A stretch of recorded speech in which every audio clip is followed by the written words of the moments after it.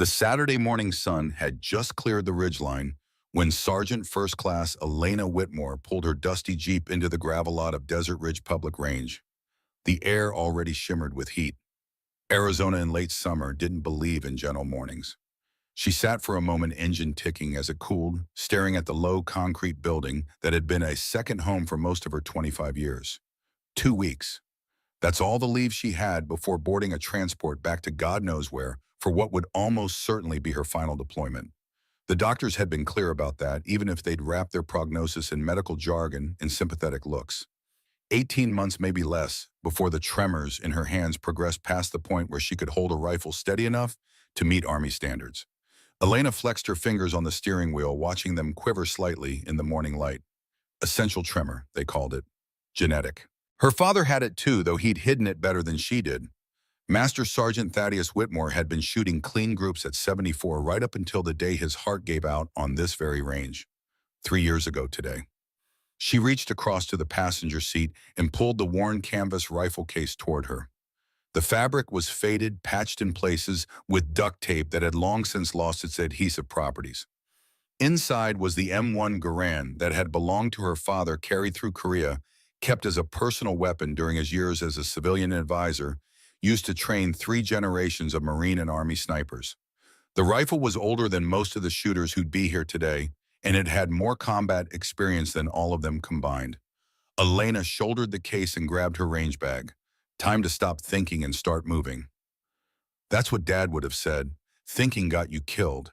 Action kept you alive. The range door swung open before she reached it.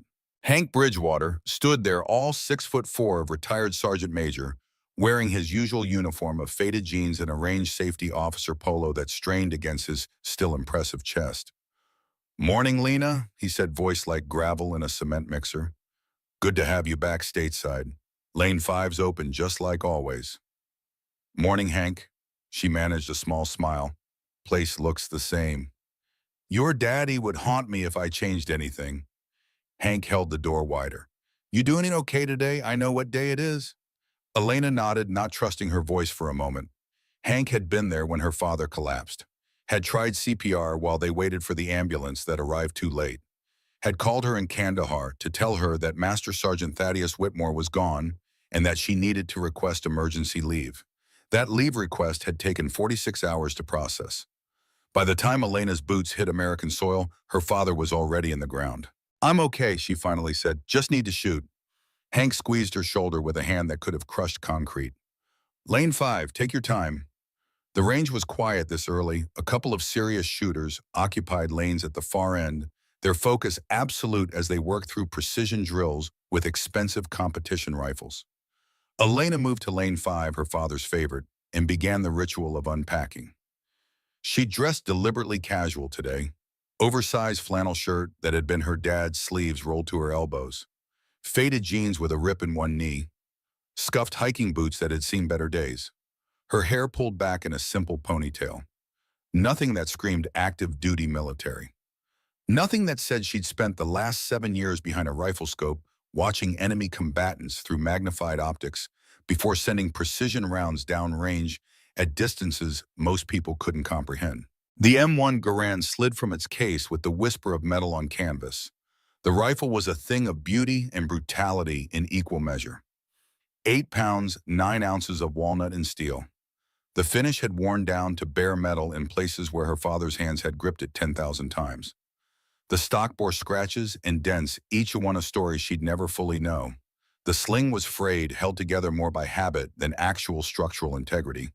Elena ran her hand along the barrel, feeling the ghosts of every shot this weapon had fired. Korea. Desert Storm training. Countless competitions. And that final string of fire 3 years ago when her father had demonstrated the rapid-fire drill he'd perfected over 50 years of shooting 5 rounds, one ragged hole, faster than most men could blink. His heart had stopped before the brass hit the ground. She shook off the memory and began loading magazines. Her hands moved with practiced efficiency, pressing 30, most 6 rounds into the end block clip with steady pressure. The tremor was there. It was always there now, but not bad yet. Mornings were better. By afternoon, her hands would shake badly enough that civilians noticed. By evening, she sometimes had trouble holding a coffee cup steady. But right now, right here, she could still load a rifle. The sound of voices, loud, brash, overconfident, cut through the range's quiet atmosphere like a chainsaw through silk. Elena looked up to see four young men spilling through the entrance, their arrival announced by laughter and the metallic jangle of tactical gear.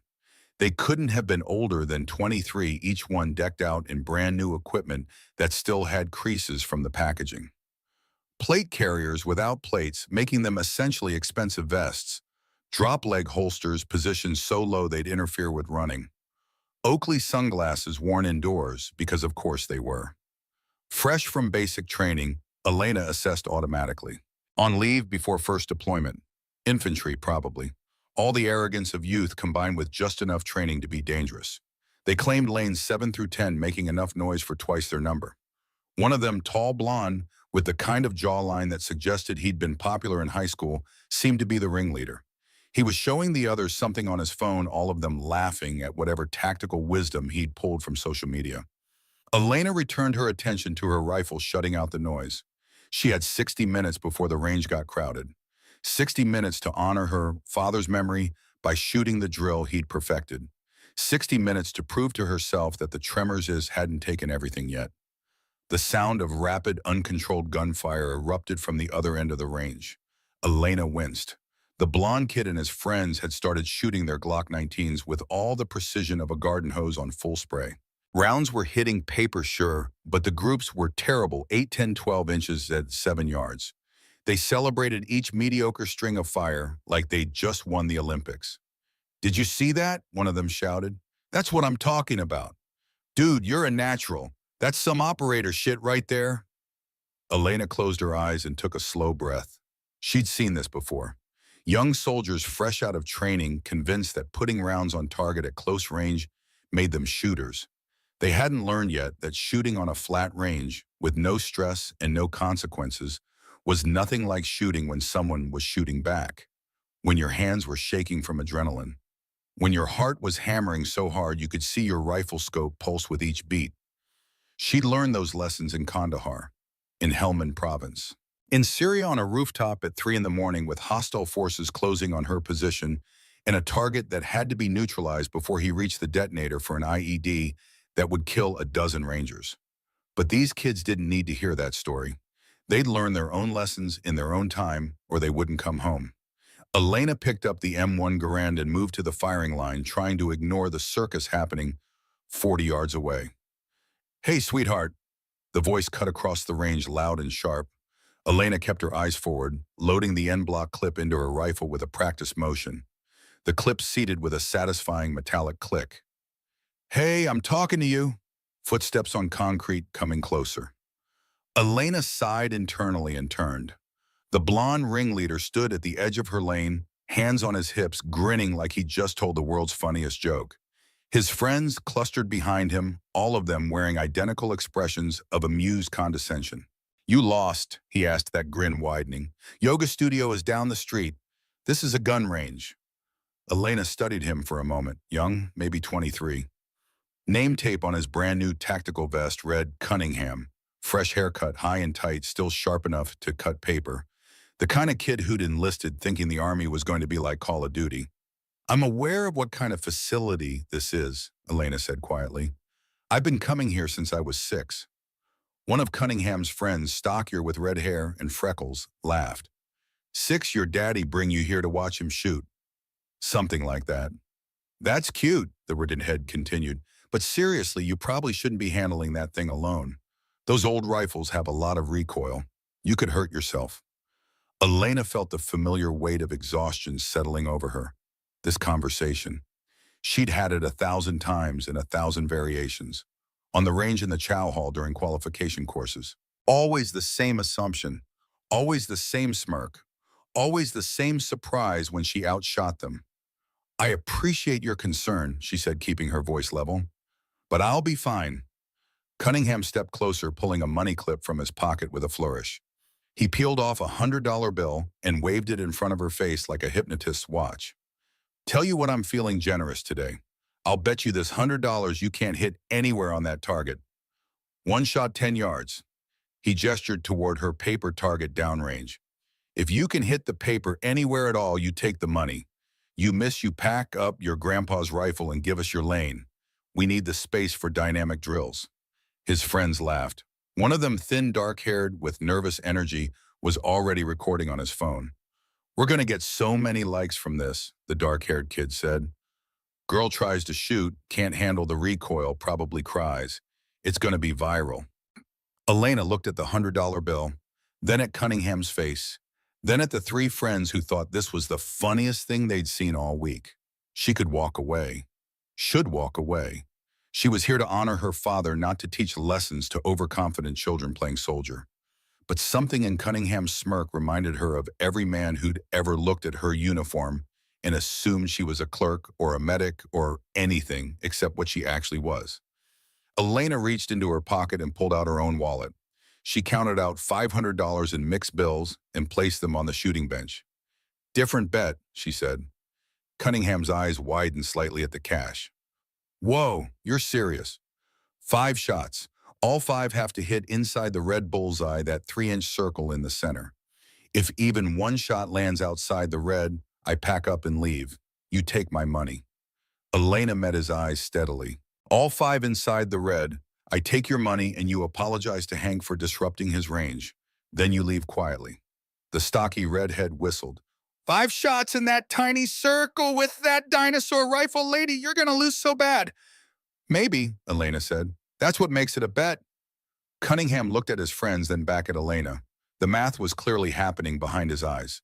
$500 said she was confident, but he'd watched her hands as she loaded the rifle. He'd seen the tremor, probably thought she had some medical condition or was just naturally shaky. No way someone with unsteady hands could put 5 rounds in a 3-inch circle. "You're on," he said, pulling more cash from his money clip and slamming it down next to hers. "But don't take all day. We've got Instagram content to shoot." The thin kid with the phone moved closer, making sure he had a good angle. Elena picked up the M1, Garand feeling the rifle settle into her hands like it had been grown there. This weapon knew her father before her, knew the rhythm of careful breathing and patient trigger presses, knew what it meant to serve. She picked up her ear protection, old Peltor muffs that had belonged to her father held together with electrical tape, and settled them over her ears. The world compressed into a smaller space. Just her, the rifle, and the target 50 feet away.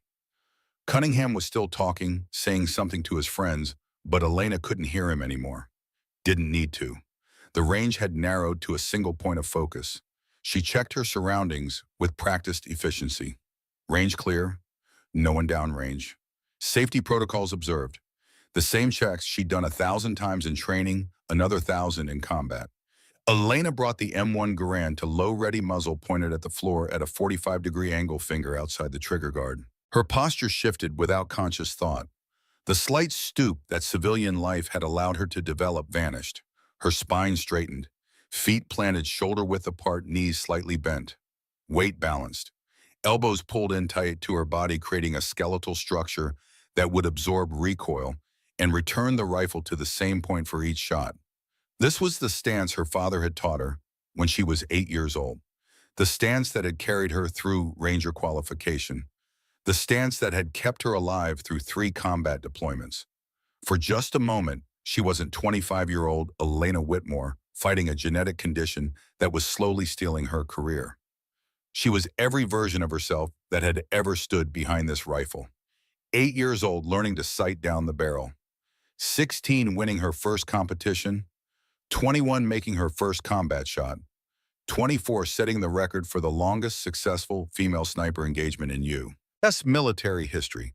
Behind her, Cunningham yelled, "Ready when you are, Grandma. Try not to have a heart attack from the recoil." Hank's voice cut through the noise, professional and calm. "Range is hot.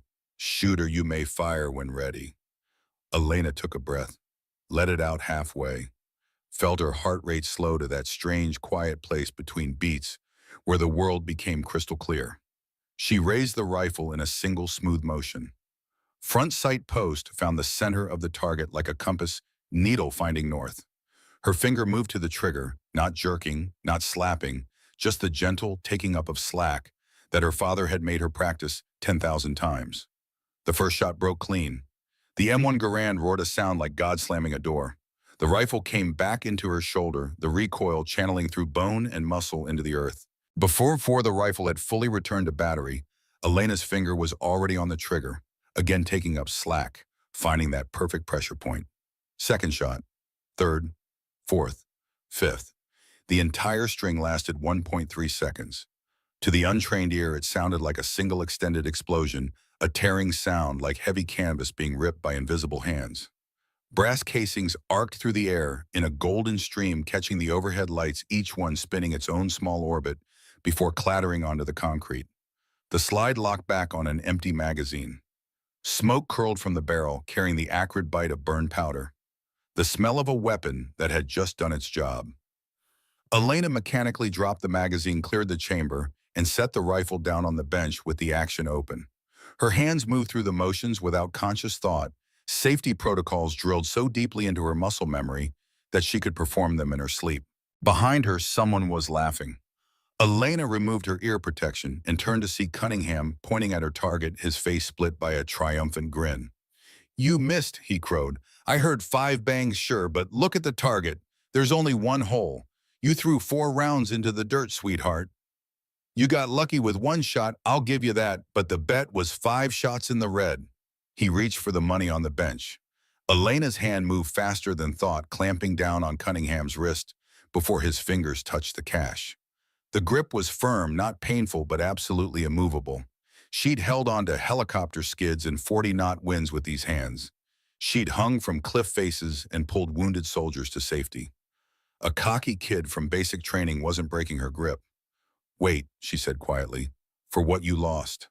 I've got eyes. 1 hole on target, which means you missed 4. Go look at the hole." "I don't need to." "Go look at the hole." Something in Elena's voice made Cunningham shut his mouth. His 3 friends had stopped laughing, sensing that the dynamic had shifted in some way they didn't quite understand. From the control booth, Hank's voice came over the speaker system. "Bring that target forward. Let's settle this properly." The electric motor hummed to life, and the target carrier began its journey from downrange to the firing line. 50 feet of travel at a slow, steady pace.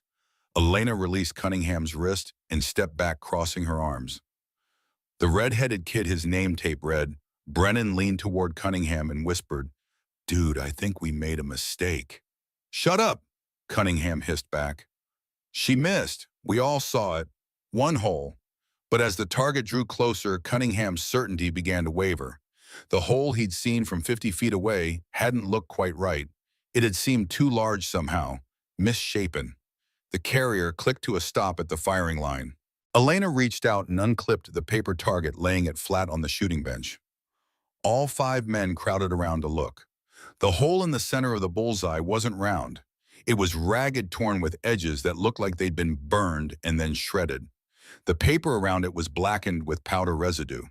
And the hole itself was elongated, not circular, but oblong-shaped, almost like a flower with distinct petals. Hank emerged from the control booth, walking over with the measured pace of a man who'd seen this particular magic trick before. He pulled a pen from his pocket and used it to trace the edges of the hole. "Count them," he said. Cunningham leaned closer, squinting. The hole wasn't 1 hole, it was 5 holes so close together that they formed a single ragged opening in the paper. But if you looked carefully, really carefully, you could see where each individual bullet had passed through. That's impossible," Cunningham whispered. "Nobody shoots that fast." It sounded like full auto. "And to group them like that," Hank said, his voice carrying the weight of 40 years in the military. "At that speed. Son, what you just witnessed is called a bill drill on steroids. 5 rounds, 1 target, 0.18 second splits. Maybe faster." The dark-haired kid with the phone, Pritchard, his name tape read, had gone pale. Who are you?" Hank looked at Elena, one eyebrow raised. She gave the smallest nod. "Gentlemen," Hank said, his voice taking on the formal tone of a military briefing, "you just tried to hustle Sergeant First Class Elena Whitmore. 75th Ranger Regiment, Sniper Section. 3 combat deployments, Iraq, Afghanistan, Syria. 47 confirmed kills. Current record holder for the longest successful engagement by a female sniper in United States military history. 2,347 meters, Helmand Province, 2023.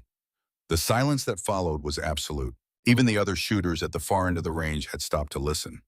She's also, Hank continued, warming to his subject, a three-time national high-power rifle champion in civilian competition. Learned to shoot from Master Sergeant Thaddeus Whitmore, Marine Corps, who trained scout snipers at Camp Pendleton for 3 decades and is widely considered one of the finest rifle instructors this country ever produced.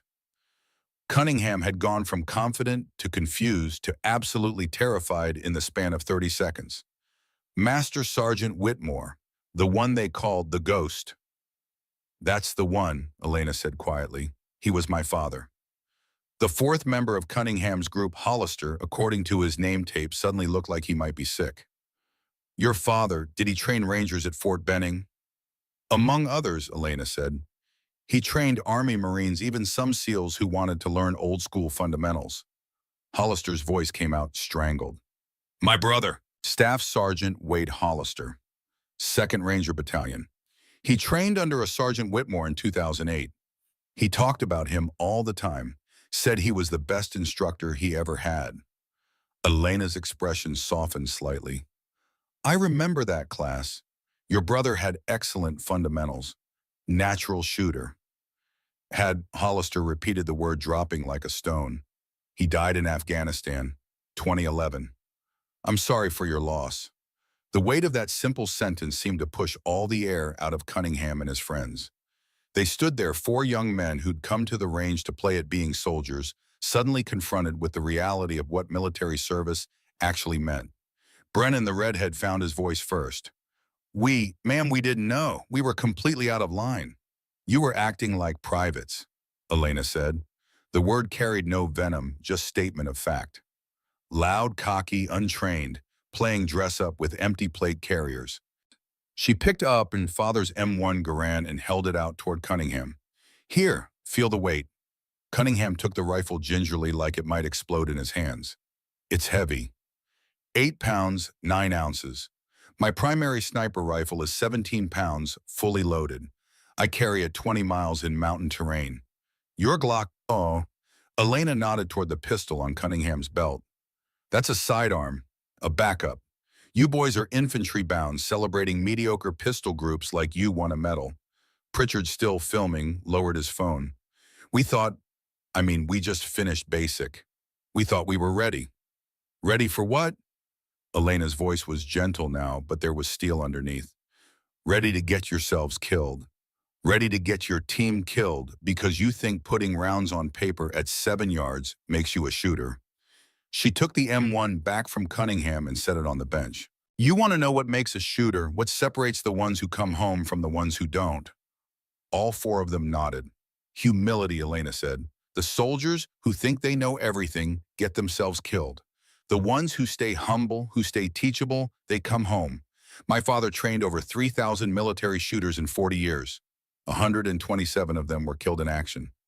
He remembered every single name. She reached into her range bag and pulled out a worn leather journal, its cover softened by decades of handling.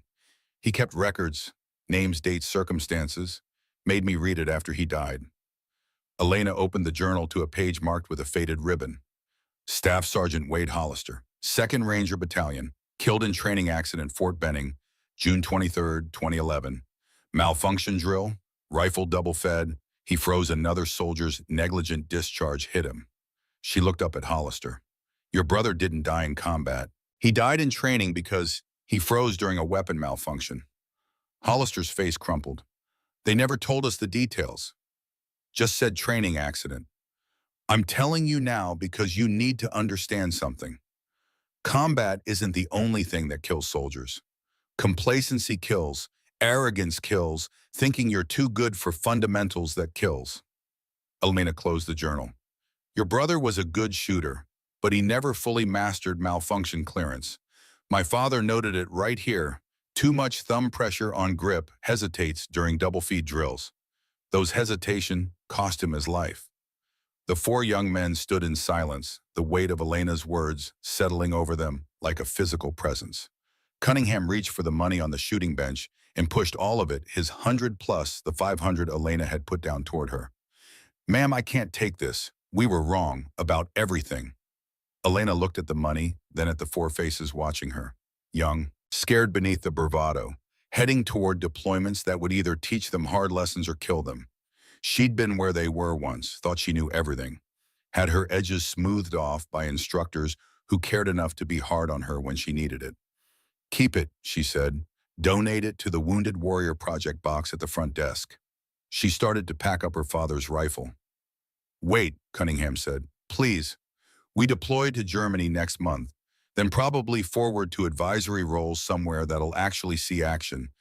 Could you teach us whatever you have time for, however much you are willing to share? Elena paused her hands on the rifle case. I'm on leave, 2 weeks before I redeploy. Even one day would be more than we'd get anywhere else. She turned back to them, studying their faces. Looking past the tactical gear and the bravado to the truth underneath, they were terrified. They knew they weren't ready, and they were smart enough to ask for help. That counted for something. Monday morning, Elena said, 0600. TE uniform's not your tactical cosplay gear. You're late, I'm gone. I have something I need to do tomorrow. We'll be here at 0545, Cunningham promised. Sergeant, I'm on leave. Call me Lena. They nodded, then moved back to their lanes, the energy completely different now. No more loud celebration. No more rapid-fire spray and pray. They shot carefully, checking their stances, actually trying to improve. Elena finished packing her father's rifle and stood to leave. As she walked past Hank's booth, the old sergeant major leaned out the window. Thad would be proud of you, he said quietly. Elena's throat tightened. I froze at the end. Couldn't finish the drill. You shot the drill that killed him on the anniversary of his death at the place where he died. The fact that you didn't break down crying counts as a win in my book. Hank's weathered face creased into a smile. And you just agreed to train 4 knuckleheads who desperately need it. That's what he would have done.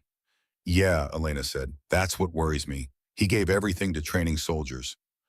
Died with a rifle in his hands. Worse ways to go, Sergeant. I suppose. Elena walked out to her Jeep, the morning sun now fully risen and already baking the parking lot. She loaded the rifle case into the back, then sat in the driver's seat without starting the engine. Her hands were shaking worse now. Not just the tremor, but actual trembling from adrenaline and emotion. She'd done it. Shot her father's drill. Not perfectly, she'd only managed 5 shots when he used to do 8, but she'd done it. And she hadn't broken down. Progress, she supposed. Elena pulled out her phone and opened the calendar. 14 days of leave left. Then back to whatever classified operation the Army had planned for her final deployment. The doctors had been clear, after this one, her condition would likely progress to the point where she'd be medically retired. No more deployments, no more combat, no more being the thing that she'd spent her entire adult life becoming. But she had 14 days. And tomorrow she'd spend one of them teaching 4 scared kids how to stay alive. It wasn't glory, it wasn't combat. It wasn't even particularly important in the grand scheme of the war machine. But her father had spent 40 years doing exactly this. Teaching, training, passing on the skills that kept soldiers breathing. Maybe that was the real legacy. Not the kills she'd confirmed, not the records she'd set, but the knowledge she could pass on before the tremors took her ability to demonstrate it. Elena started the Jeep and pulled out of the parking lot. Tomorrow 0600, she had work to do. Behind her in the range, 4 young soldiers practiced their fundamentals with new focus, their phones forgotten, their egos checked. They didn't know it yet, but they just encountered the kind of instructor who could mean the difference between coming home with medals or coming home in a flag-draped box. If they were smart, if they stayed humble and teachable, Sergeant First Class Elena Whitmore might just save their lives. Speed was fine, but accuracy was final. And tomorrow they'd learn exactly what that meant. The digital clock on Elena's nightstand read 0512 when she gave up on sleep and swung her legs out of bed. Dreams had chased her through the night, fragmented images of her father demonstrating the same drill she'd shot yesterday, his hands steady and sure, while hers trembled and missed. In the dream, he'd turned to look at her with disappointment in his eyes, and she'd woken with her heart racing. She sat on the edge of the bed for a moment, flexing her fingers in the pre-dawn darkness. The tremor was there, always worse in moments of stress or fatigue, but manageable. Still manageable. Elena dressed in her Army PT uniform, gray shirt with the black Army logo, black shorts, running shoes that had seen better days. She caught a reflection in the bathroom mirror and saw her father's eyes looking back at her. Same green-gray color, same intensity. Sometimes she wondered if he'd passed her more than just his shooting skills and his genetic condition. Maybe he'd given her his inability to walk away from soldiers who needed training. The drive to Desert Ridge Range took 20 minutes in the early morning emptiness. Elena arrived at 0535 to find four figures already standing in the parking lot wearing PT uniforms as instructed. They stood at a loose approximation of attention, clearly unsure of the protocol for this situation. Cunningham stepped forward as Elena climbed out of her Jeep. "Sergeant, I mean Lena, we're ready." "You're early, good." Elena shouldered her range bag and father's rifle case. "Follow me." Inside, Hank had already opened the range and started coffee. The smell filled the building, bitter and strong, the way soldiers learned to drink it. He handed Elena a paper cup without asking if she wanted any. "Got lanes 1 through 5 reserved for you," Hank said. "Should give you space to work without bothering the other shooters." "Thanks, Hank. Your daddy's training props are in the storage room. I pulled them out last night. Figured you might need them." Elena felt a lump form in her throat. "You're good people, Hank. Just passing on what Thad taught me helped the next generation survive." She led the four recruits to lane 1 and had them set down their range bags. In the fluorescent lighting, they looked even younger than yesterday. Cunningham couldn't be more than 23. Brennan and Pritchard looked like they might still get carded at bars. Hollister had an old soul's eyes, the kind that came from losing someone close. "Before we touch a single weapon," Elena said, "we're going to talk about cleaning. Strip your Glocks. Show me how you maintain them." The four men pulled their pistols and began field stripping with the mechanical efficiency of recent training. Slides came off, recoil springs emerged, barrels were removed. They moved through the motions competently enough.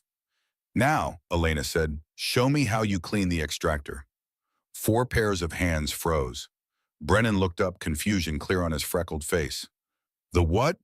"The extractor. Small metal hook on the inside of the slide that pulls the spent casing out of the chamber. Show me how you clean it." Silence. "You don't know where it is, do you?" Elena's voice was gentle, but the point landed like a hammer. "You've been shooting these pistols, celebrating your groups, and you don't actually know how they work." Cunningham's face flushed. "They taught us basic field stripping and basic, just enough to maintain, just enough to pass inspection," Elena interrupted. "Not enough to keep you alive when the weapon malfunctions downrange and you need to diagnose the problem in 30 seconds. Or die." She pulled her own Glock 19 from her range bag, a well-worn service weapon with holster marks on the finish and grips that had been customized for her smaller hands. She field stripped it in smooth practice motions, then pointed to each component. Extractor, firing pin, spring assembly. Each one of these can fail. Each failure has a different symptom and a different fix. You need to know these parts like you know your own fingers. For the next hour, Elena walked them through detailed disassembly and reassembly, making them name each component, explain its function, and demonstrate proper cleaning technique. Pritchard kept fumbling the small parts. Brennan's fingers were too large for some of the delicate work. Hollister moved with careful precision as if handling his brother's ghost. "My father used to say that a weapon is only as reliable as the person maintaining it," Elena said, watching them work. "He trained Marines who went into Hughes City with M16s that jammed in the mud. Some of those Marines died because they hadn't maintained their weapons properly. Others survived because they knew their rifle intimately enough to clear any malfunction in seconds." She pulled out the worn leather journal from her bag and opened it to a page marked with a faded photograph. The photo showed a young Marine, maybe 19, grinning at the camera with an M16 slung over his shoulder. Lance Corporal Daniel Mitchell, 23 years old, killed in Hughes City, February 1968. Rifle jammed during close quarters combat. He tried to clear it, but didn't know the proper sequence for a double feed malfunction. Died with a broken rifle in his hands. Elena looked up at the 4 young faces watching her. "My father kept this photo for 50 years. Kept the journal entry describing exactly how Chen had died." "You know why?" "To remember him," Hollister asked quietly. "To teach people like you. Every name in this journal is a lesson. Every death is a warning. Elena closed the journal. Your weapons are not accessories. They're not fashion statements. They're life support systems that only work if you understand them completely. She had them reassemble their pistols, then disassemble again, then reassemble faster. By the 20th repetition, their hands moved with new confidence. Pritchard stopped fumbling. Brennan's large fingers found efficiency and economy of motion. Better, Elena said. Now we shoot. She pulled out the props Hank had retrieved from storage. Her father's training aids, some of them older than she was. Snap caps for dry fire practice. Shot timer for measuring split times. Training targets marked with scoring zones. And a small wooden box containing the tool her father had used to humble countless cocky shooters over the years. Elena opened the box and removed a single empty brass casing, .45 caliber, polished until it gleamed. This, she said, holding up the brass, is the balance drill. You place it on your slide and press the trigger without dropping it. Teaches trigger control better than 1,000 live rounds. She demonstrated setting the brass on her Glock's slide and pressing the trigger with slow, steady pressure. The hammer fell with a click. The brass didn't move. That's impossible, Brennan said. Your hand has to move when you press the trigger. Your hand does move. The question is whether you can press straight to the rear without disturbing the weapon's alignment. Elena handed the brass to Cunningham. Your turn. Cunningham placed the brass on his slide with exaggerated care. He began pressing the trigger. The brass fell off before the hammer dropped. Again. He tried 15 times. The brass fell every time. Pritchard managed to keep it balanced through the trigger press on his 23rd attempt. Brennan needed 47 tries. Hollister, moving with that same careful precision, achieved it on his 18th attempt. Hollister, Elena said, your brother had the same natural trigger control. It's in the journal, excellent natural feel for trigger press. Hollister's hands shook slightly as he set up for another repetition. Did Dad tell him that? My father told him he had a gift, that he shouldn't waste it by getting cocky. Elena's voice softened. Your brother took that seriously. According to the journal, he volunteered for extra training sessions, spent his off hours practicing fundamentals. Then why did he die? The question hung in the air like gun smoke. Elena met Hollister's eyes. Because knowing something intellectually and performing it under stress are different skills. Your brother understood malfunction clearance, but when his rifle jammed during a live fire drill with other soldiers shooting around him, his brain froze. Stress response took over. He forgot the sequence. She picked up her Glock and cycled through a series of deliberate malfunctions, stovepipe failure to feed double feed. Her hands moved through the clearance drills with mechanical efficiency, each one taking less than 3 seconds. These drills need to be so deep in your muscle memory that you do them while thinking about something else. So automatic that stress can't interfere. Elena looked at each of them. We're going to practice until you can clear any malfunction in your sleep, until your hands know what to do even when your brain is screaming. For the next 2 hours, Elena ran them through malfunction drills with religious intensity. She'd load their magazines with snap caps mixed randomly with live rounds, creating stoppages they couldn't predict. They'd be in the middle of a string of fire when suddenly the gun would click instead of bang. Their task was to diagnose and clear without conscious thought. Cunningham improved steadily, his natural competitiveness driving him to master each drill. Brennan struggled with the fine motor skills required for double feed clearance. Pritchard kept trying to go too fast, fumbling steps in his hurry. Hollister moved with increasing confidence, his hands remembering patterns his brother had learned. Tap, rack, bang for simple stoppages, Elena coached. But if you see brass in the ejection port in a round trying to feed, that's a double feed. Lock the slide back, rip the magazine out, rack 3 times to clear the chamber, reload chamber a round. 5 seconds or you're dead. She made them practice while she yelled commands simulating combat stress. Made them practice after doing push-ups until their arms shook. Made them practice while standing on one leg, while spinning in circles, while Hank played loud music through the range speakers. By mid-morning, their hands moved with new authority. Brennan cleared a double feed in 4.2 seconds. Pritchard managed a failure to feed clearance in under 2 seconds. Cunningham ran through all 3 malfunction types in sequence without error. Elena called a break and led them outside where picnic tables sat under a ramada offering shade from the climbing Arizona sun. She'd brought water bottles and protein bars. The four men collapsed onto the benches exhausted but energized. My brother never talked about training, Hollister said, chugging water. But now I get why. This isn't fun. It's not exciting. It's just hard work. That's the secret nobody tells you, Elena said. Real skill isn't exciting. It's repetitive. It's boring. It's doing the same drill for the thousandth time, even though you're tired of it. She pulled out her own water bottle, and Cunningham noticed her hands shaking as she opened it. Lena, he said carefully, can I ask you something personal? You can ask, I might not answer. Your hands, the shaking, are you okay? Elena took a long drink before answering. Essential tremor, genetic condition, my father had it too. It's progressive, gets worse over time. Can they treat it? They can manage symptoms, but not cure it. She flexed her fingers, watching them quiver slightly. Army doctors give me 18 months, maybe less, before I can't shoot to standard anymore.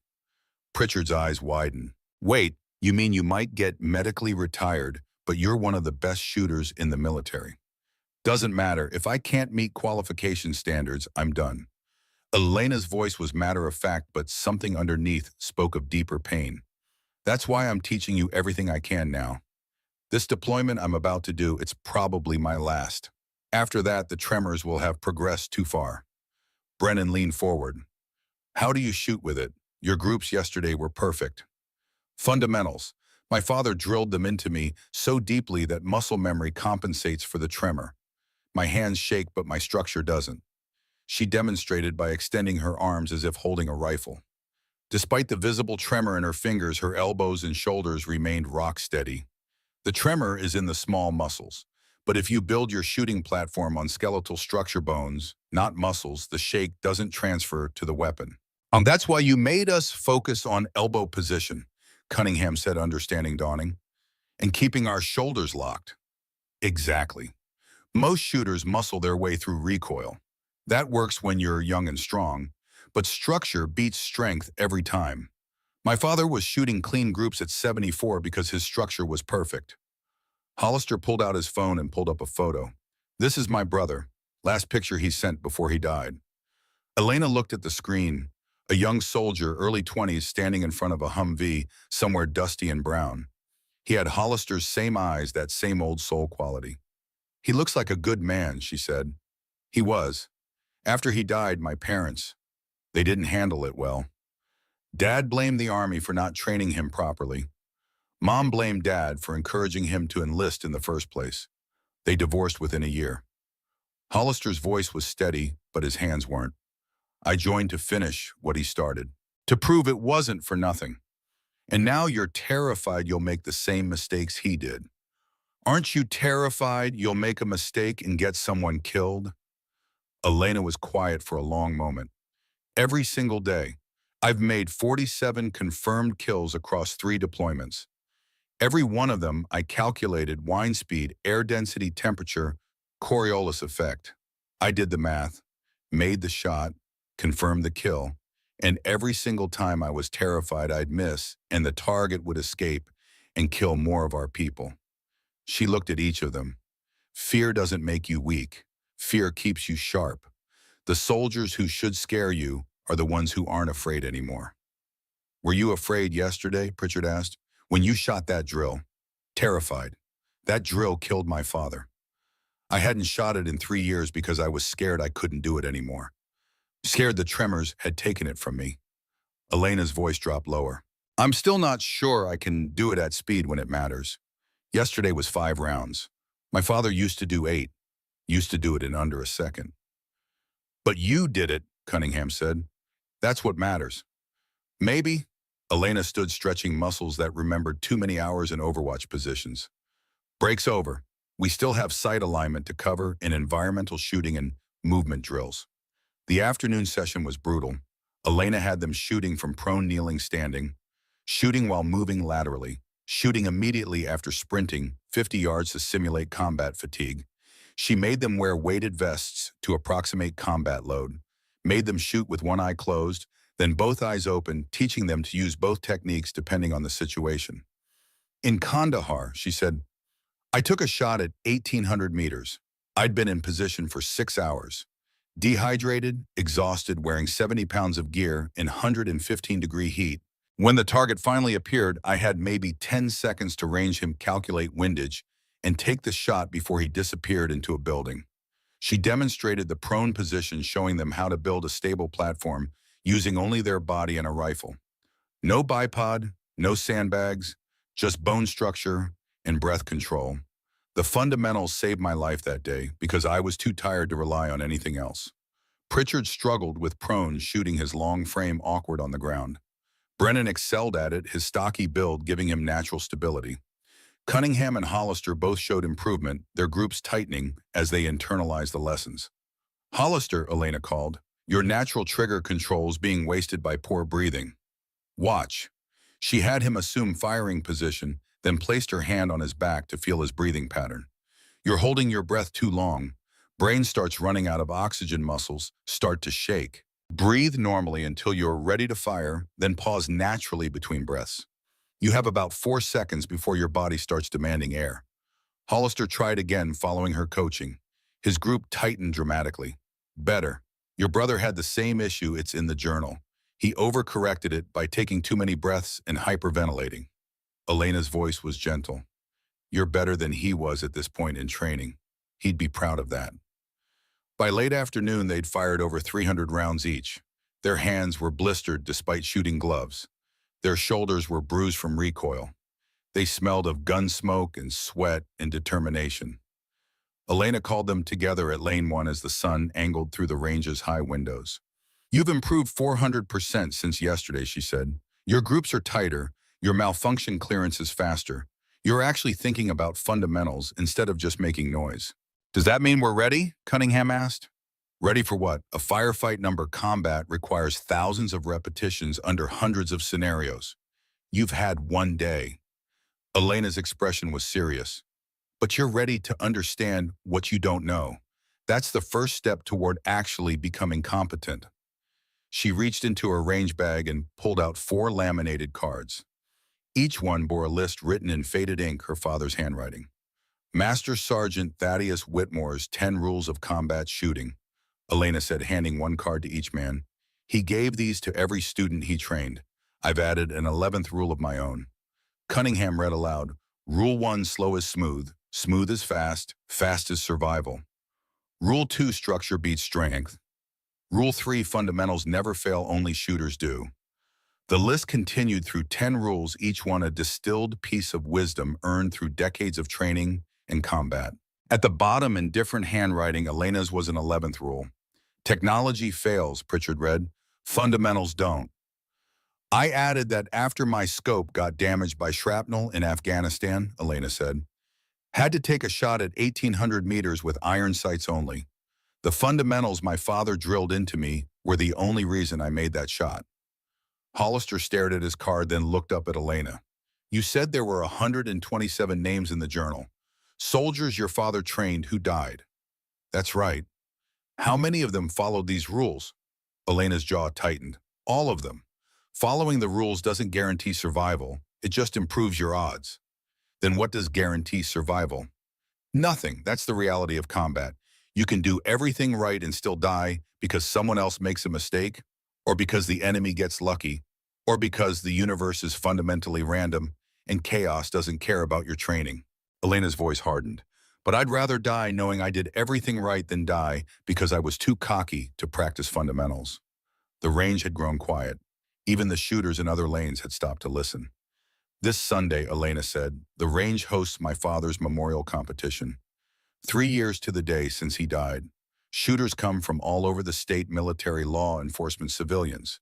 All proceeds go to military family support organizations. Will you compete? Brennan asked. Elena was quiet for a long moment. I haven't competed since he died. I watch, I judge, but I don't shoot. Why not? You're still the best shooter here. Because if I miss in front of the military shooting community, they'll start asking questions about whether I'm still fit for duty. Elena's hands trembled as she packed her father's rifle. And because if I miss, everyone will remember that instead of remembering him. I can't dishonor his legacy. Cunningham stood. With respect, that's bullshit. Elena's eyes snapped to him. Excuse me, you taught us today that fear keeps you sharp, that it's okay to be afraid as long as you perform anyway. Cunningham's voice was respectful but firm.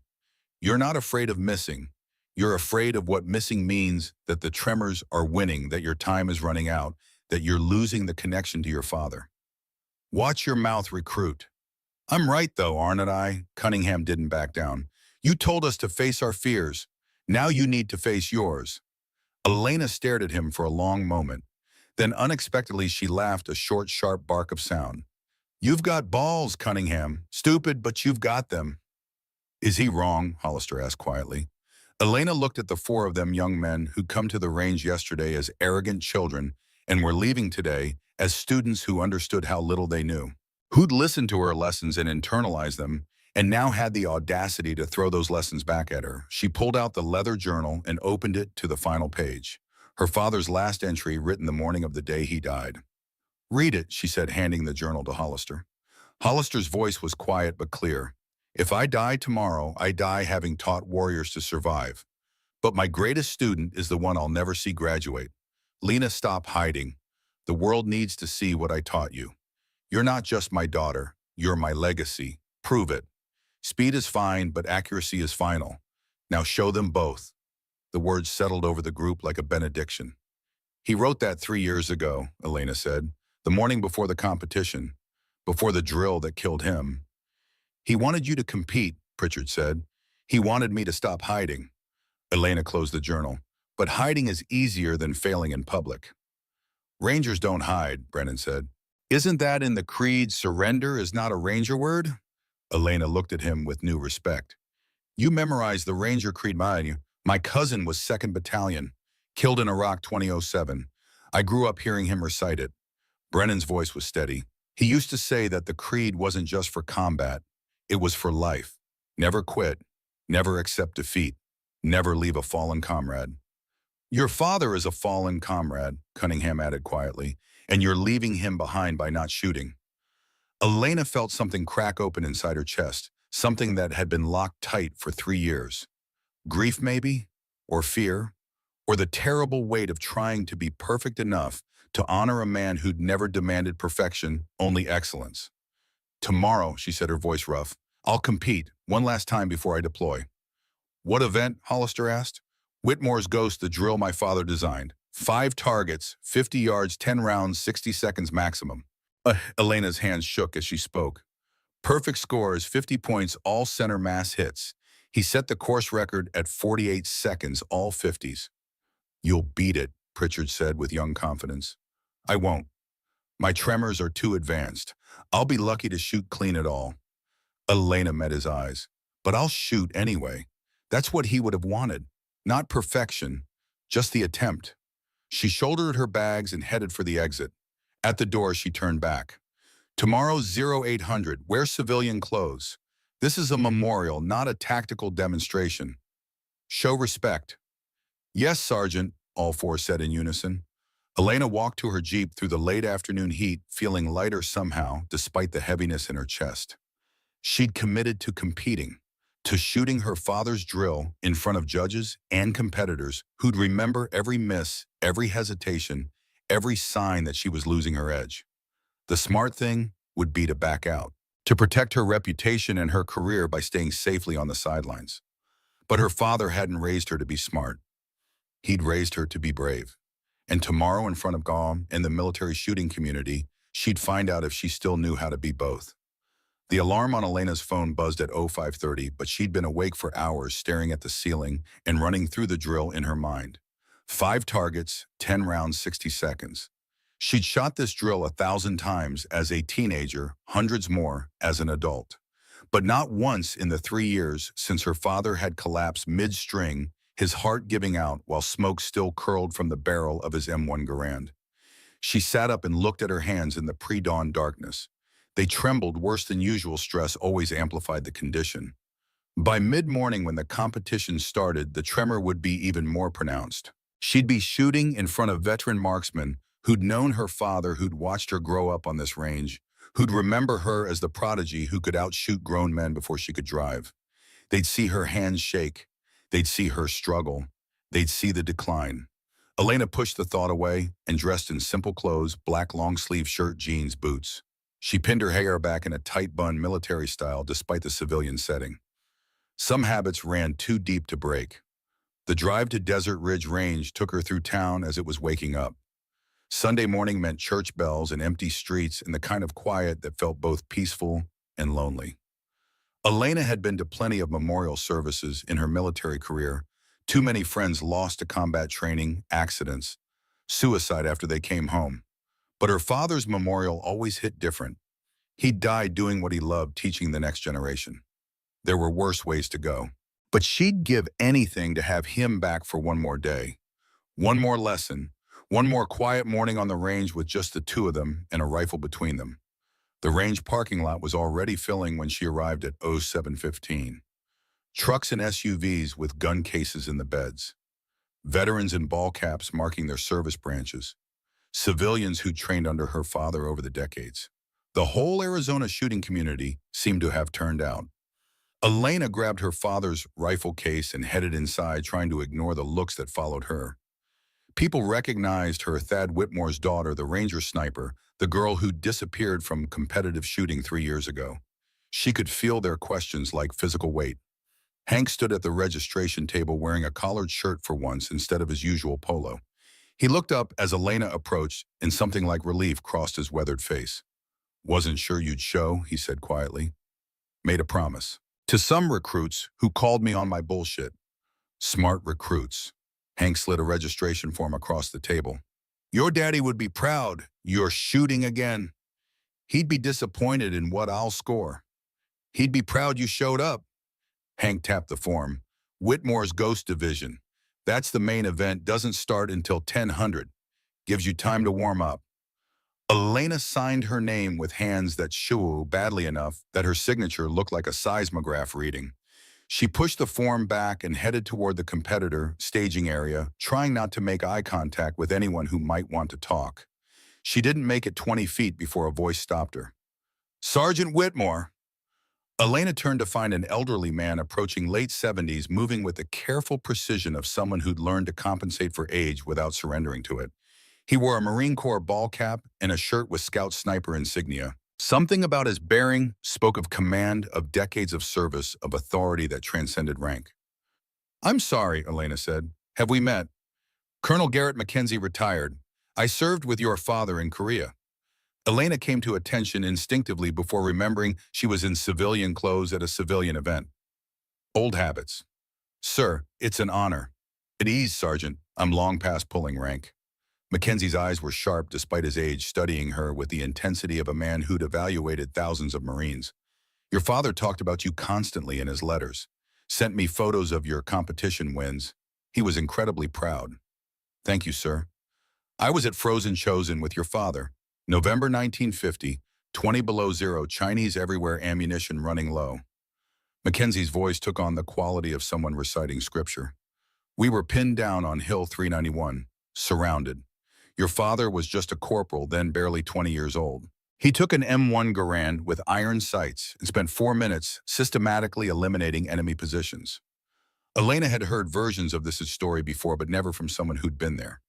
17 confirmed kills in 4 minutes. Mackenzie continued, shooting from prone in the snow, so cold the rifle oil was freezing. He saved 42 men that day. They wanted to give him the Medal of Honor. He refused, said he was just doing his job. That sounds like Dad.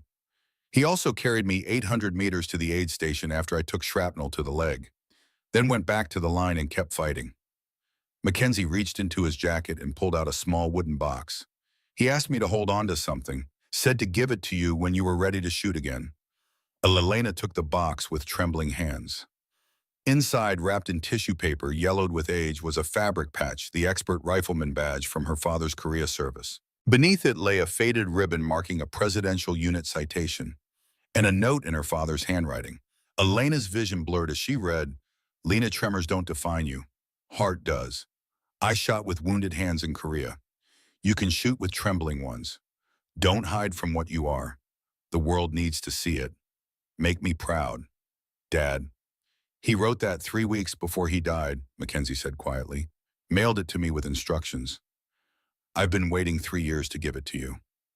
Elena couldn't speak, could barely breathe. She clutched the box like it might disappear if she loosened her grip. Your father once told me that courage isn't the absence of fear, Mackenzie said. It's performing despite fear. He said that's what separated the survivors from the casualties in Korea. Not superior training or better equipment, just the ability to keep functioning when everything screamed at you to freeze. He placed a weathered hand on Elena's shoulder.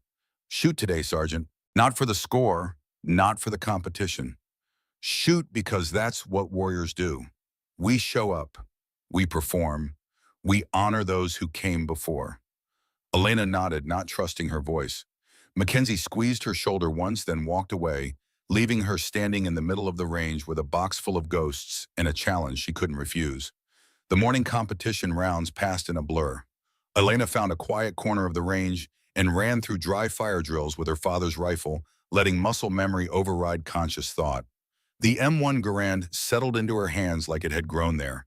8 pounds of walnut and steel that knew her as well as she knew it. At 0830, Cunningham and his 3 friends arrived wearing civilian clothes as instructed. Jeans, plain shirts, no tactical gear in sight.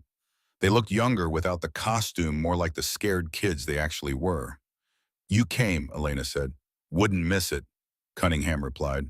Besides, we wanted to see the legendary Whitmore shoot. You might be disappointed. I haven't competed in 3 years. You won't disappoint. Hollister's voice was quiet but certain. Your father's journal, you said he kept it to teach lessons. Today you're teaching us another one, how to face fear in public. Elena felt something warm in her chest. When did you kids get so wise? Yesterday, Brennan said with a slight smile. You taught us. The morning rounds featured various shooting disciplines, precision rifle speed, steel tactical scenarios. Elena watched competitors move through their stages with practiced efficiency. Some were better than others. All of them were competent.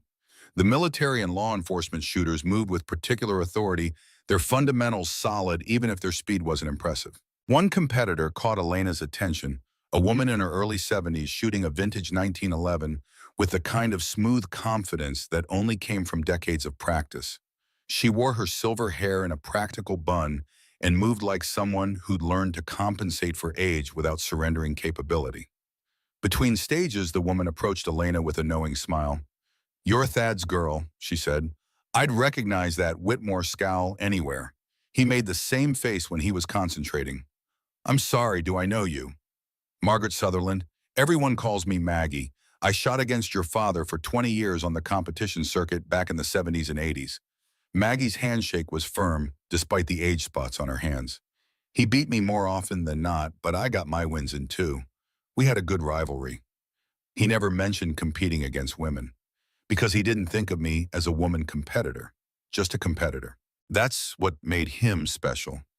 He judged people on what they could do, not what they looked like. Maggie's eyes were sharp. He'd tan your hide if he knew you quit shooting. Elena stiffened. I didn't quit. I just stopped competing and stopped pushing yourself. Stop doing the thing he trained you to do. Maggie's voice was gentle but firm. I watched you grow up on this range, honey. Watched you outshoot men twice your age before you could legally drink. Your daddy used to say you were the best natural shooter he'd ever trained. That was before the tremors got bad. So you've got a tremor. So did he toward the end. Didn't stop him from shooting clean groups at 74. Maggie leaned closer. You know what the real problem is? You are not afraid of missing. You're afraid that missing means the tremors have won, that your time is up, that you're losing your connection to him. Elena felt like she'd been punched. That's the second time someone said that to me in 2 days. Because it's true, and because hiding from it isn't working. Maggie squeezed her arm. Shoot today. Not perfect, that's not the point. Shoot human, shoot real. Show everyone that excellence doesn't require perfection. At 0945, Hank's voice came over the range speakers. All competitors for Whitmore's Ghost Division, please report to lanes 1 through 5 for briefing. Elena's heart started hammering. This was it. No more delays, no more excuses. She picked up her father's rifle and walked to lane 1 where 15 other competitors were gathering. She recognized several retired military competitive shooters, even 2 active-duty Marines who'd made the drive from Camp Pendleton. All of them knew who she was. All of them were watching to see if the prodigy could still perform. Hank stood at the front with a clipboard, his voice taking on the formal tone of a range master conducting a serious competition. Whitmore's Ghost is a 5-target drill at 50 yards, 10 rounds, 60 seconds maximum time.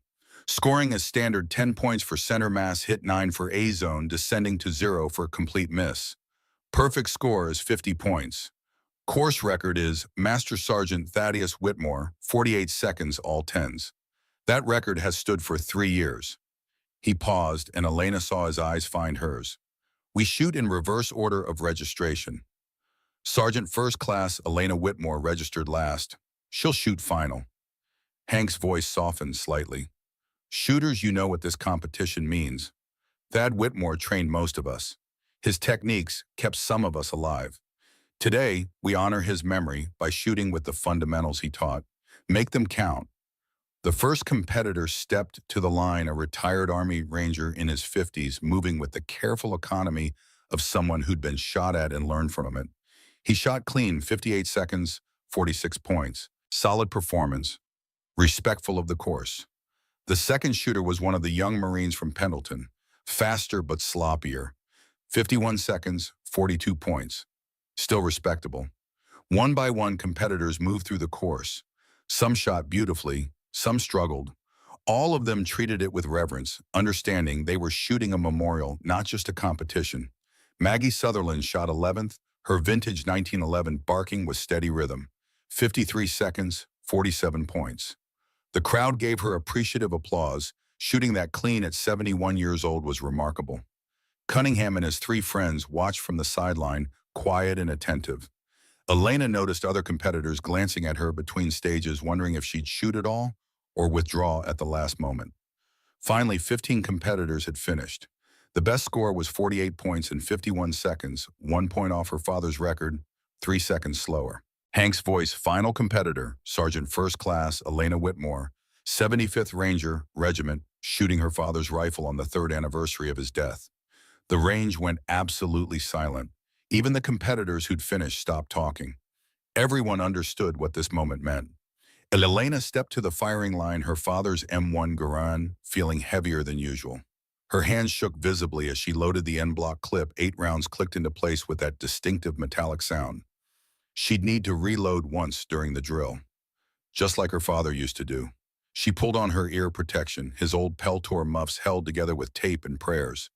The world compressed into something smaller, quieter. Just her and the rifle and 5 targets downrange. Elena assumed the firing position her father had taught her when she was 8 years old. Feet planted wide, knees flexed, elbows locked into skeletal structure. The tremor was there, making her fingers dance against the woodstock. But her elbows didn't shake. Her shoulders didn't waver. Structure over strength, just like Dad always said. She closed her eyes for just a moment and saw him, young and strong in her memory, standing beside her at this same firing line, his hand on her shoulder, his voice in her ear. Slow is smooth, Lena. Smooth is fast is survival, but accuracy is final. Show them. Elena opened her eyes. Hank's voice: shooter ready. She nodded. Stand by ye. A pause that felt like an eternity. Then shoot. The world exploded into motion and sound. Target 120 feet to her left. Front sight found center mass. Press. Bang. The M1 Garand kicked back that familiar heavy recoil that lesser shooters couldn't handle. But Elena's structure absorbed it, channeled it, used it to help cycle the action. Target 2 center lane. Adjust press. Bang. Brass ejected in a golden arc, spinning through the air. Target 3 far right. Bigger adjustment, compensate for distance. Her hands trembled as she aligned the sights. Doubt crept in for just a second. What if the tremor threw the shot wide? What if she missed in front of everyone? Press. Bang. The rifle bucked. Muscle memory took over. No time to think, only to perform. Target 4 back to left. Her hands were shaking worse now, stress compounding the tremor. The front sight wavered as she tried to hold steady. She could feel the shake transferring to the rifle despite her locked elbows. Breathe, structure, press, bang. The shot broke clean, but she knew immediately it wasn't perfect. Felt it in the recoil and the way the rifle settled. That one had drifted. 9 ring, maybe 8. Target 5 center again. 3 rounds left in the clip, then reload. Bang, bang, bang. The clip ejected with that distinctive ping sound flying through the air like a steel butterfly. Elena's hands moved automatically through the reload drill she'd practiced 10,000 times. Fumbled slightly. The tremor was bad now. Really bad, her fingers barely cooperating. The fresh clip took 2 tries to seat properly. Precious seconds lost. She brought the rifle back up. 2 more targets. 2 more chances to prove she could still do this. Target 6 right side. The front sight danced in her vision, the tremor making it impossible to hold perfectly steady. Elena waited for a moment of steadiness that didn't come. Finally just pressed through the shake, trusting fundamentals over feel. Bang! Target 7, final target. Left side. Her shoulders were burning now from holding the heavy rifle. Her hands trembled so badly she could barely keep the front sight in the target area. Every instinct screamed that she should lower the rifle, take a breath, reset. But there was no time. 30 seconds had passed, maybe more. She was running out of margin. Front sight, center mass. Trust the structure. Trust the training. Trust Dad. Press. Bang! The rifle locked back on an empty magazine. Elena stood frozen for a moment, smoke curling from the barrel, the smell of burned powder hanging in the air like incense at a memorial service. She'd done it. 10 rounds down range. Every target engaged. Whether she'd hit them all was another question. Elena mechanically cleared the weapon, set it down, and removed her ear protection. The world rushed back in with sound and sensation. She could hear breathing, realized it was her own coming fast and shallow, like she'd just run a sprint. Hank's voice over the speaker, "Cease fire, bring targets forward." The electric motors hummed, and 7 paper targets began their slow journey from 50 yards to the firing line. Elena couldn't watch, couldn't bear to see the misses she knew were there. She stared at the concrete floor, instead watching her hands shake with post-adrenaline tremors. Cunningham appeared at her elbow. "That was incredible." "I missed. I felt 2 shots go wide." "Doesn't matter. You shot. That's what matters." But it did matter. Elena knew it mattered. She'd shot in front of the entire Arizona military shooting community. She'd shot at her father's memorial on his course with his rifle. And she'd missed. The targets arrived. Hank and 2 other range officers moved forward to score them with careful attention, marking each hit with a pen tallying points. The silence stretched until Elena wanted to scream. Finally, Hank returned to the microphone. His voice was thick with emotion. "Sergeant First Class Elena Whitmore. Time 48 seconds. Score 48 points. 8 10s, 2 9s. A pause while the numbers sank in. "Ties the course record for score. Ties the course record for time. Sergeant Whitmore, that is the single most impressive performance we've seen on this course in 3 years." The range erupted in applause. Not polite golf claps, but genuine appreciation from people who understood what they'd just witnessed. Elena had shot her father's course at his speed, matching his score, all while fighting a genetic condition that should have made it impossible. Elena's knees went weak. She sat down hard on the shooting bench, her vision blurring with tears. She couldn't stop. 3 years of grief and fear, and holding it together, came pouring out in great heaving sobs that shook her entire body. Maggie Sutherland was there, first arms around her, holding her while she broke apart. "He saw that, honey," Maggie whispered. "Wherever your daddy is, he saw that, and he's so damn proud." Colonel Mackenzie approached, moving slowly but with purpose. He stood at attention and delivered a crisp salute, retired officer to active duty NCO, honoring her performance. "Outstanding shooting, Sergeant. Your father's legacy lives." Cunningham, Brennan, Hollister, and Pritchard surrounded her in a protective semicircle, not touching, but present. Their faces showed something Elena hadn't seen there before, not just respect, but understanding. They'd watched her face her deepest fear in public and perform anyway. They'd learned the lesson she'd been trying to teach. The award ceremony happened in a blur. Elena stood on a makeshift podium while Hank presented the second-place trophy. She'd been edged out by half a point by the retired ranger who'd shot before her. But that wasn't the trophy that mattered. Hank also presented a special award newly created, never given before. The Thaddeus Whitmore Spirit Award, he announced, his voice carrying across the now quiet range. Given to the competitor who best embodies the values Master Sergeant Whitmore taught: humility, perseverance, and grace under pressure. Inaugural recipient, Sergeant First Class Elena Whitmore. The plaque was simple wood with a brass plate, but it bore a photograph. Elena had never seen her father and 8-year-old her standing at this very range, both grinning and holding M1 Garandons. She couldn't speak, could barely see through her tears. Just held the plaque and the patch from Korea and tried to remember how to breathe. After the ceremony, as competitors were packing up, Elena called Cunningham and his 3 friends together. "I want you to have something," she said, pulling items from her range bag. To Cunningham, her father's training notebook, 500 pages of handwritten wisdom accumulated over 40 years. And study this: every page is a lesson that kept soldiers alive. To Hollister, the page from her father's journal with his brother's name. "Your brother's legacy continues through you. Honor it by staying teachable." To Brennan, her father's iron sight adjustment tool worn smooth by decades of use. "For when your technology fails downrange and only fundamentals remain." Or to Pritchard, the Korea expert rifleman patch Colonel Mackenzie had given her.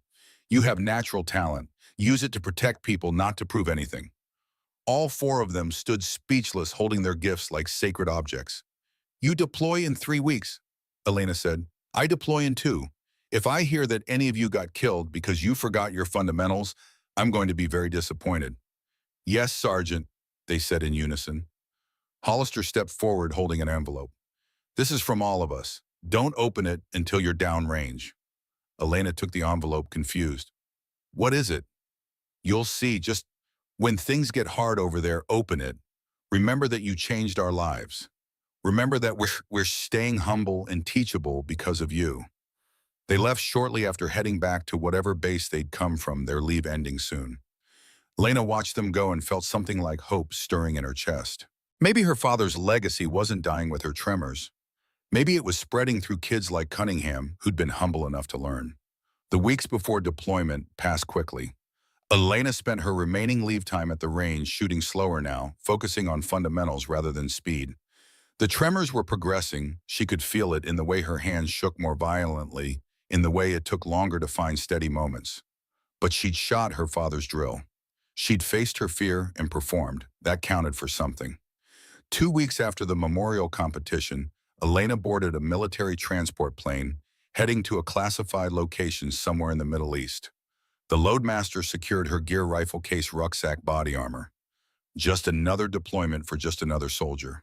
Except it wasn't. This was the last one. The final mission before medical retirement. The end of her career as a sniper. 3 days into the deployment, Elena found herself in an overwatch position on a rooftop in a city she couldn't name. Her spotter, a young ranger named Torres, had just confirmed their target through the spotting scope. "High-value individual, 1,200 meters, Torres said. "Wind from east 2.3 meters per second. Temperature 31 Celsius. You have the shot." Elena settled behind her M2010 ESR rifle, feeling the familiar weight and balance. Her hands trembled as she made final adjustments to the scope. The tremor was bad today. 3 days of stress and poor sleep had amplified it. She thought about withdrawing, letting Torres call in air support, not risking a miss that might compromise the mission. Then she remembered her father's note. "Tremors don't define you. Heart does." She remembered Cunningham's words, "You taught us to face fear. Now you're facing yours." She remembered Maggie Sutherland, "Shoot human, shoot real." Elena took a breath, let it out halfway. Found that quiet space between heartbeats where the world became crystal clear. Her hands shook, her fingers trembled against the stock, but her elbows were locked. Her structure was perfect, and her fundamentals, drilled into her by 10,000 hours of practice, didn't fail. She pressed the trigger. The shot broke clean. 1,200 meters away, the target dropped. Torres confirmed through the scope. Target down. Clean kill. Outstanding shot. Elena cleared her rifle and sat back, her hands shaking worse now from adrenaline. But she'd made the shot, despite the tremors, despite the fear, despite knowing this was probably one of her last long-range engagements before retirement. She pulled the envelope from Cunningham out of her pocket, opening it for the first time. Inside was a photograph, all four recruits, standing beside her father's Hall of Honor plaque at the range, the one Hank had installed after the memorial competition. They were in proper uniform now, crisp and professional. Behind them, barely visible, was Elena herself in the background of the photo, coaching another shooter. The note read, "Sergeant Whitmore, you taught us that warriors don't announce themselves. They perform. We're performing because you taught us how. Your father's legacy lives through you and now through us. Stay safe. Come home. We need more lessons. Dex Wade Kirk Nash." Elena tucked the photo into her helmet band where she'd see it every time she donned her gear. A reminder that teaching mattered as much as shooting. That legacy was about passing knowledge forward, not just accumulating kills. 6 months later, Elena returned from her final deployment with 0 additional casualties in her unit. She'd made 17 more successful long-range engagements despite progressing tremors. Her last shot had been at 800 meters, nowhere near her record, but clean and effective. The Army Medical Board gave her honorable discharge with full benefits: 8 years of service, 3 combat deployments, 47 confirmed kills that became 64 by the end, Bronze Star, Combat Action Badge, Ranger Tab, and hands that shook too badly now to meet qualification standards. Cunningham and his friends returned from their deployment 6 weeks after Elena. They met her at Desert Ridge Range, where she'd started teaching 3 days a week, passing on her father's techniques to new students. "We used everything you taught," Cunningham said, presenting her with a shadow box they'd made. It contained a folded flag from their deployment, Elena's second-place trophy from the memorial competition, and a photo of her father in his Marine dress blues. The inscription read, "In honor of SFC Elena Whitmore and MSG Thaddeus Whitmore, the teachers who saved us twice, once through skill, once through spirit." "There was a firefight," Hollister added quietly. "My rifle jammed. Double feed. I cleared it in 2.1 seconds. Exactly like you taught us. Saved 3 guys who were in my sector." "I knew you would," Elena said, her voice thick with emotion. On a cool morning in late autumn, Elena stood at her father's grave in the Veterans Cemetery. The headstone was simple granite with his rank name and dates. She placed the memorial trophy beside it along with the Korea patch and a new addition, her own Ranger tab and Bronze Star. "I kept shooting, Dad," she said to the stone, "even when the tremors got bad, even when I was scared. I shot because that's what you taught me to do." She pulled out the leather journal, his journal now with pages she'd added herself. Names of students she'd trained, techniques she'd developed, lessons learned. "I'm going to keep teaching," she told him, "and keep passing on what you gave me. Maybe I can't serve downrange anymore, but I can make sure the next generation has the fundamentals to survive." Back at the range, Elena stood in front of a new class of 8 students, mix of military law enforcement and civilians who wanted serious training. One was a young female soldier, 19 years old, fresh-faced and eager. "Before we shoot," Elena said, "we need to talk about fundamentals, about the difference between looking tactical and being competent, about staying humble and teachable." She demonstrated proper stance, feet planted, wide elbows locked into skeletal structure. Despite the visible tremor in her fingers, her shooting platform remained rock steady.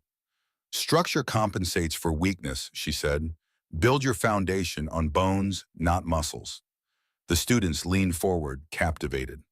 "My father taught me to shoot when I was 6 years old," Elena continued.